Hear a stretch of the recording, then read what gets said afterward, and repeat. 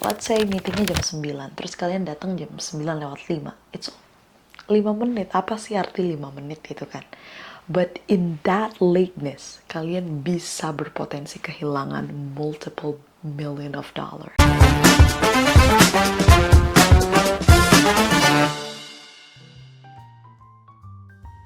Hi there, welcome back to my YouTube channel. Hari ini sesuai judul yang kalian lihat, aku akan berbagi cerita mengenai budaya kerja di Kanada. Dan aku melihat ini dari perspektif sebagai orang yang career professional yang juga udah pernah kerja di Indonesia, dan aku bisa bilang kita akan melihat peer-to-peer 101 dan coba meng-compare juga bagaimana budaya kerja di Indonesia dan di Kanada, dan mungkin apa sih yang bisa kita adopt. Langsung aja yang pertama, dari segi kepemimpinannya. Di sini pemimpin itu biasanya result based dan less micromanaging. Result based artinya mereka tuh berfokus sama hasil. Mereka tidak terlalu peduli bagaimana proses kamu mendapatkan hasil itu, apakah kamu menangis atau kamu harus begadang. Hal-hal tersebut mungkin tidak terlalu penting, kecuali kalau kalian memang sudah ada di tahap yang depresi, stres, ya pastinya mereka juga akan sangat peduli akan mental health kalian. Tapi again, mereka akan fokus sama hasilnya apa. Misalnya berapa klien yang kalian menangkan bulan ini, atau project apa yang kalian bisa masuk, berapa orang yang kalian bisa guide dalam tim ini, something like that. Berapa revenue-nya, berapa profit-nya.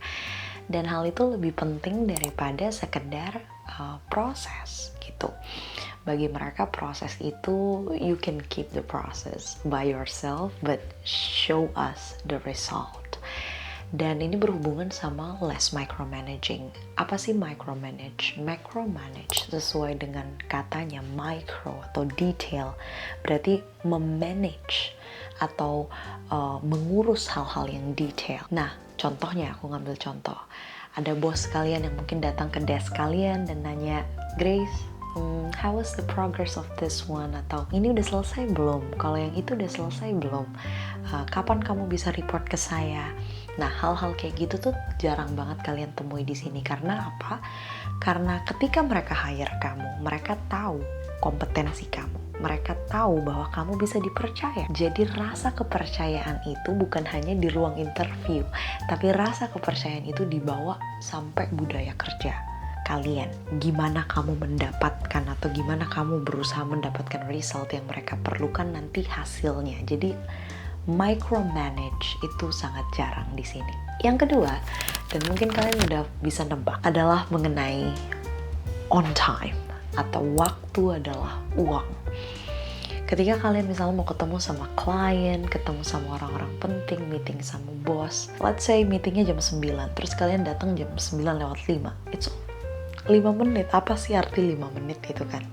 But in that lateness, kalian bisa berpotensi kehilangan multiple million of dollars. Bukan karena kamu nggak pintar, bukan karena kamu nggak mampu, but it's simply because you cannot value others. Kalian tidak menunjukkan kalian respect lawan bicara kalian. Kalian nggak respect orang yang mengundang atau yang datang di meeting tersebut.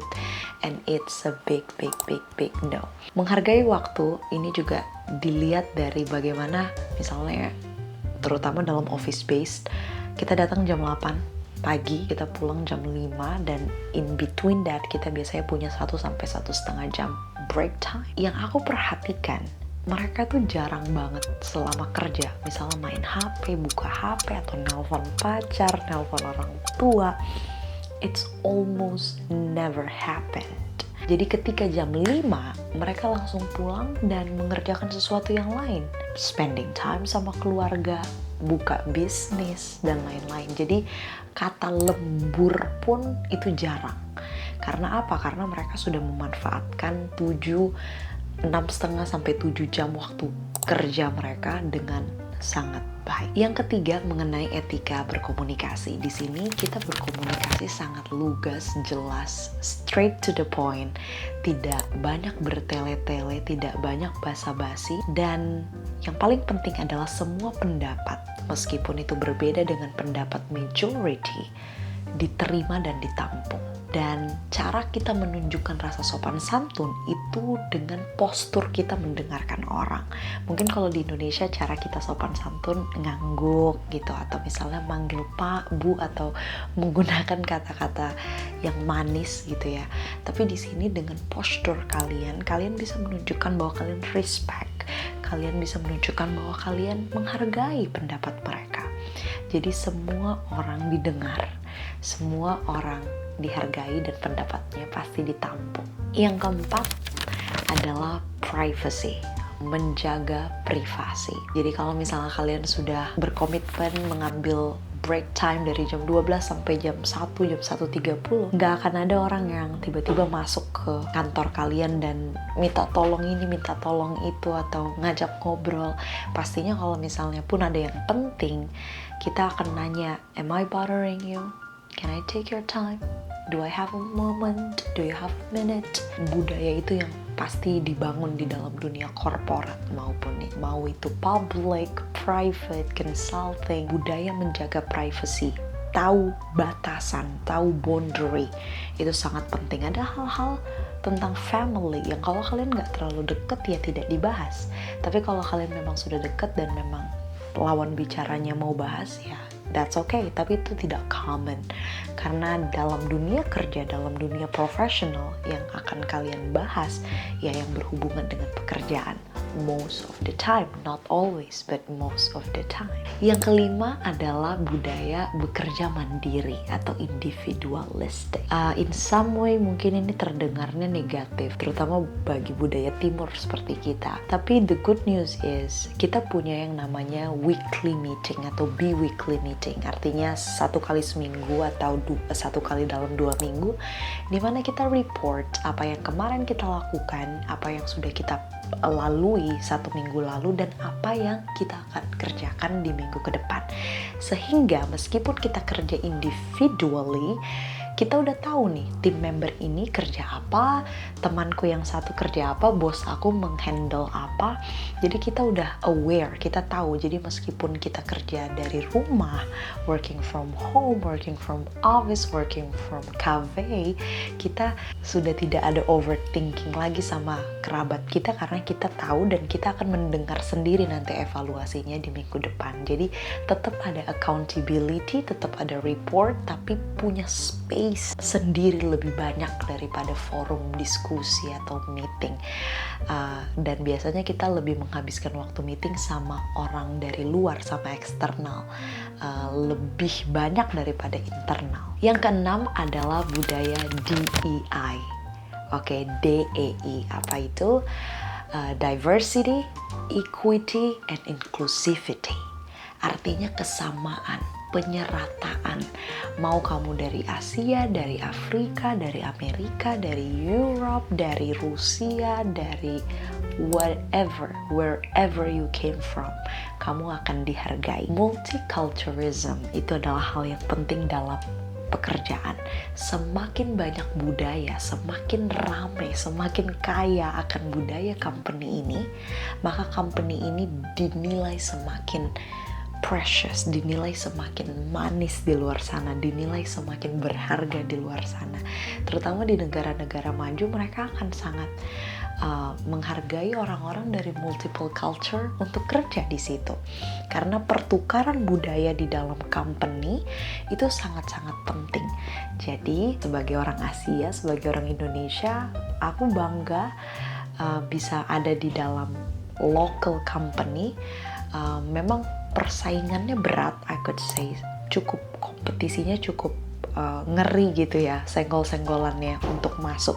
Tapi setelah di dalam, kita pasti dihargai karena ini tadi, diversity, equity, dan inclusivity. Yang ketujuh adalah mengenai self-development. Di sini, company-company tidak pernah menghemat when it comes to building up the team member. Karena mereka percaya selama pegawai dan karyawannya naik kelas, increase, maka company-nya juga naik kelas, increase. Contohnya, kalian bisa disekolahin 1 bulan, 3 bulan ngambil course di university ini untuk mendukung tanggung jawab kalian di kantor. Atau misalnya kalian dapat training 24 jam, 2 hari, 3 hari, kalian bisa mendapatkan sertifikasi dan lain segala macam. Dan kalau kalian memang butuh untuk role itu, untuk responsibility itu, mereka akan kasih itu ke kalian, mau berapapun harganya. Yang terakhir aku pernah training 2 hari dan itu memakan kurang lebih 8 juta rupiah. Dan mereka bayarin itu ke aku, just give it that to me. Dan mereka bilang, Grace, kamu belajar tentang ini, kamu pergi ambil waktu ini 2 hari, kamu belajar. Dan aku tetap digaji, jadi aku disuruh training tapi aku tetap digaji. So hal-hal ini yang menurut aku bisa kita adopt. Dan yang terakhir, yang ke-8 dan yang paling aku suka adalah mindset. Pegawai, karyawan, meskipun mereka bukan founder, meskipun mereka bukan CEO, mereka punya mindset entrepreneur. Mereka punya mindset businessman and businesswoman. Mereka tidak merasa dirinya disuruh atau tidak merasa dirinya budak. Jadi ketika salary atau income masuk, tiap 2 minggu sekali atau tiap 1 bulan, mereka bisa putar lagi uangnya untuk mereka pakai investasi ke saham, ke liquid, ke rumah, tanah, dan juga bikin usaha-usaha lain di luar. Dan ketika mereka kerja, mereka tidak berpikir bahwa ini beban. Yang aku lihat dan yang aku pelajari, mereka punya mental entrepreneur skill yang sangat tinggi. Jadi mereka tahu ngebalance waktu. Mereka ngerasa bahwa tanggung jawab atau pekerjaan yang mereka sekarang lakukan itu adalah bagian dari jati diri mereka, bagian dari identitas mereka. Mereka punya rasa memiliki. Ya, that's the word. Dan menurut aku ini adalah karakter personality yang harusnya kita punya. Jadi kita, meskipun kita tidak founder, kita tidak CEO, kita bukan pemimpin di perusahaan tersebut, tapi kita punya mental sebagai pemimpin. Dan menurut aku this is really important. With that, I hope you guys learned something. Kita akan ketemu lagi minggu depan. And if you guys have anything in mind yang mungkin kalian mau tanyain, yang kalian penasaran, let me know in the column section below and I will try to provide it to you. I'll leave you that with peace and love. God bless you guys. Bye.